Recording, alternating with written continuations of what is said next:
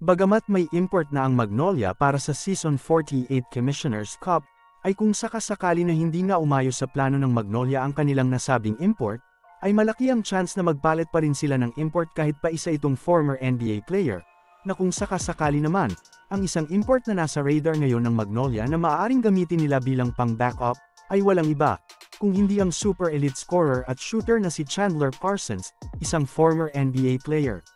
na gumawa ng history sa NBA, after his 10 made 3-point shots in just 2 quarters. Ganoon kagaling at ka-scorer itong si Chandler Parsons, kayang-kaya nitong mag-init anywhere inside the court, at anytime in any given moment. Bukod dyan, ay may ISO plays din ito, matangkad, 6'8" to 6'9", so pasok pa rin naman sa height limit rule ng Commissioner's Cup. Overall, ay isang all-around player itong si Chandler Parsons, kaya naman kung sakasakali ay magiging magandang addition pa rin ang tulad niya para sa Magnolia.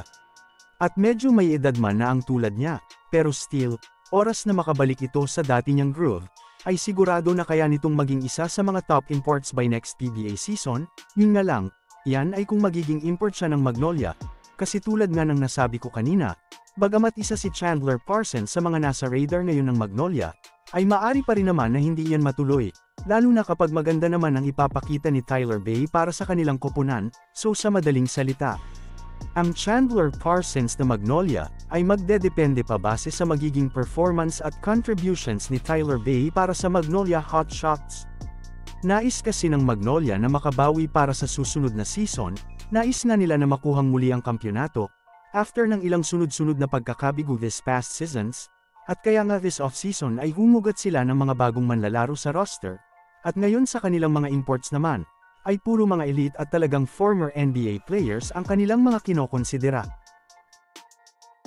Magmula nang mapunta si Arvin Tolentino sa Northport Batang-Pierre, na kung saan mas nabigyan siya ng oportunidad, at ng mas mahabang playing time sa koponan na yon, ay mas nakita din, na may igagaling at may ailalakas pa pala ang magaling ng Arvin Tolentino sa Hinebra noon. Kanyang ang pinatunayan na on or off the bench, mapadepensa o opensa man yan, ay kayang-kayang makipagsabayan dyan ni Arvin Tolentino, pagdating man sa puntusan, sa pagiging unselfish player, decent rebounds, at shot blocker.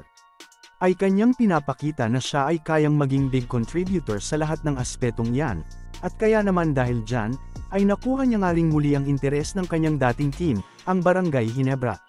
Para sa Barangay Hinebra, ay muli nga nilang nakitaan ng potential si Arvin Tolentino para sa kanilang koponan, lalo na, at bata-bata pa rin naman ang manlalarong ito, so sa kanyang galing at talentong na ipapakita ngayon, ay siguradong may igagaling at may ailalakas pa yan over his years na paglalaro sa PBA.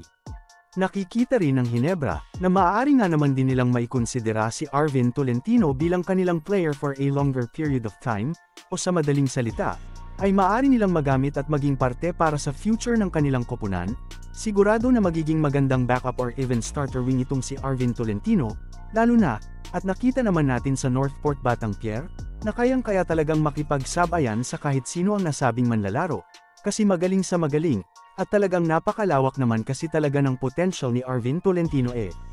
Kaya nga isang malaking patunay na lamang dyan, nang siya ay maimbitahan para sa Gilas Pilipinas. Samantala, oras nga na matuloy ang pagbabalik ni Arvin Tolentino para sa koponan ng Barangay Hinebra, ay tiyak na magiging malaking addition na naman ang tulad niya kung sakasakali para sa Gen Kings, tiyak na malaking bonus at karagdagan ang tulad niyang player para sa overall offense at defense ng kanilang koponan, yung lalim ng kanilang rotation, at higit sa lahat, siguradong makakatulong din yung karagdagang height advantage na meron ng 6'5" na Arvin Tolentino. At dyan na nagtatapos ang ating mga usapang basketball para sa araw na ito. Kaya naman siguraduhin na nakalike na ikaw at nakasubscribe at mag-hit na rin ng bell button, para updated kayo palagi sa ating mga usapang basketball. Maraming salamat po.